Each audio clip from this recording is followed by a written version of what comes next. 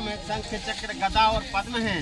लक्ष्मी जी जिनके चरण दबा रही हैं, ऐसे भगवान को देखकर के हम बारंबार स्तुति करते हैं।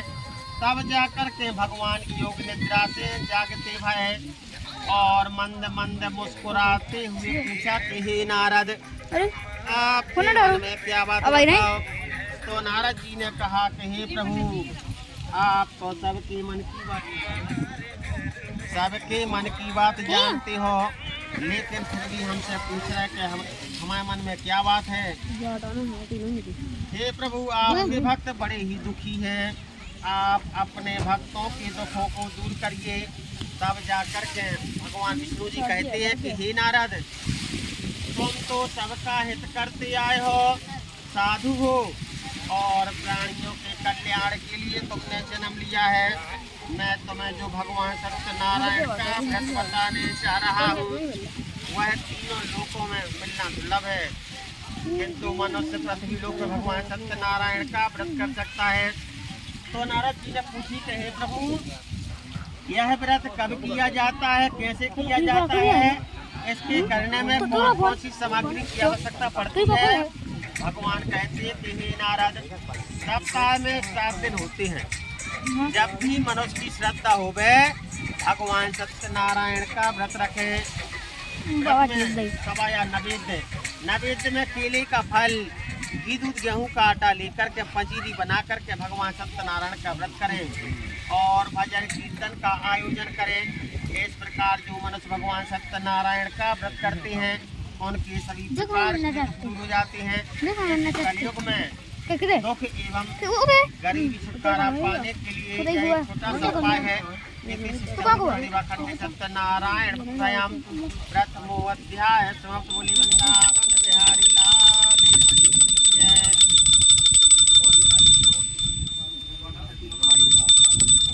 हम देखिए मैना हो देख। दूसरे अध्याय में श्री सूत जी महाराज कहते हैं, सत्य और ईमान की महिमा बड़ी अनंत, झूठ डूबता मनुष्य को कैसा होगा अंत। सत्य और ईमान की बड़ी महिमा न्यारी है। जो मनुष्य सत्य के रास्ते पे चलता है उसे अनंत प्राप्ति होती है। दूसरे अध्याय में श्री सूत जी महाराज कहते हैं, काशीपुरी में सतानंद नाम का ब्राह्मण था। भूख प्यास से दुखी होकर के इधर उधर भटक कर के भिक्षा मांग कर के अपने पेट का भरण पोषण किया करता था। इस ब्राह्मण को दुखी देख कर के ब्राह्मण से प्रेम करने वाले भगवान विष्णु बड़े दुखी भय और बूढ़े ब्राह्मण का वेश बनाया। परीक्षा लेने के लिए आते, पूछते कि हे ब्राह्मण देव, आपको क्या दुख है। ब्राह्मण कहता है कि हे बंधु, में कोई दुख नहीं है, केवल एक दुख है, यह गरीबी। भगवान कर्म का संदेश देते हैं कि हे ब्राह्मण देव, तुम अपना कर्म करते रहो, क्योंकि इस संसार में जिसका जो कर्म है निस्वार्थ भाव से करना चाहिए। जो मनुष्य अपना कर्म समय पर नहीं करता, बार बार उसे पछताना पड़ता है। इसलिए मनुष्य का पहला कर्तव्य है माता पिता की सेवा, गुरु की सेवा, पति की सेवा, और दूसरा कर्तव्य है सास ससुर की सेवा, परिवार की सेवा। तब जाकर के परिवार में लक्ष्मी जी आती हैं। लक्ष्मी जी कहाँ रहती हैं? जहाँ सुमति होती है वहाँ लक्ष्मी जी का वास होता है, और जहाँ कुमति रहती है, कुमति माने लड़ाई झगड़ा, वहाँ लक्ष्मी जी नहीं रहती। वहाँ लक्ष्मी जी की जरूरत है कुलक्ष्मी। आगे चल कर के दूसरे अध्याय में श्री सूत जी महाराज कहते हैं, उस ब्राह्मण को रात्रि भर नींद नहीं आई, भिक्षा मांगने के लिए गया। आज भगवान की माया से भिक्षा में उसे काफी द्रव्य रुपया पैसा अन्न मिला, जिससे उसने भगवान सत्यनारायण का व्रत किया। व्रत करते हुए उसके घर में सुख शांति लक्ष्मी जी आ जाती हैं। तो लक्ष्मी जी चंचला होती हैं, कभी यहाँ कभी वहाँ करके पूरे संसार में घूमती हैं। चाहिए जौन फोटो में लक्ष्मी जी बैठी रहे, वे लक्ष्मी जी की फोटो लाओ चाहिए। अगर खड़ी लक्ष्मी जी ले हो तो वे चले पूरे संसार में। इसलिए बैठी हुई लक्ष्मी जी की पूजा करें आप, वह तस्वीर लगाएं। तो लक्ष्मी जी कहाँ रहती हैं? विष्णु जी के वक्ष स्थल में। तो लक्ष्मी जी पैर का दबाव भगवान विष्णु के। अगर कोई की कुंडली में शनि ग्रह खराब है, आपको कष्ट मिल रहा है, दुख मिल रहा है, तो स्त्री के हाथों में लक्ष्मी को बासूत और पुरुष के पैरों में शनि को बासूत।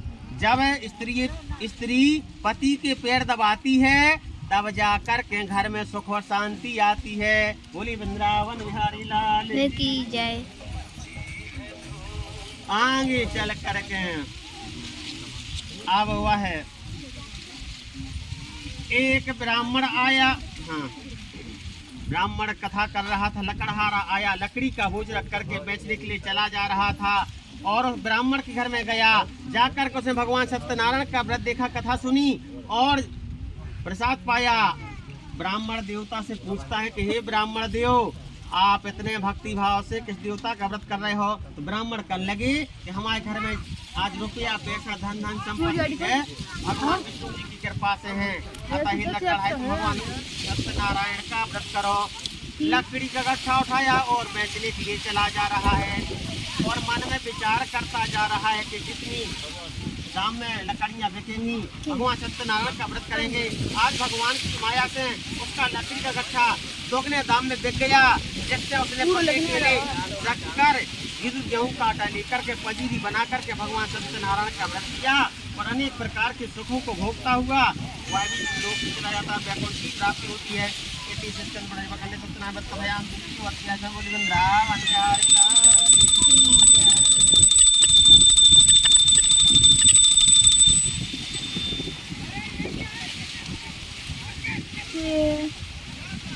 अब तीसरे अध्याय में श्री सूत जी महाराज कहते हैं, करुणा दया उदारता के प्रेम प्रीत घन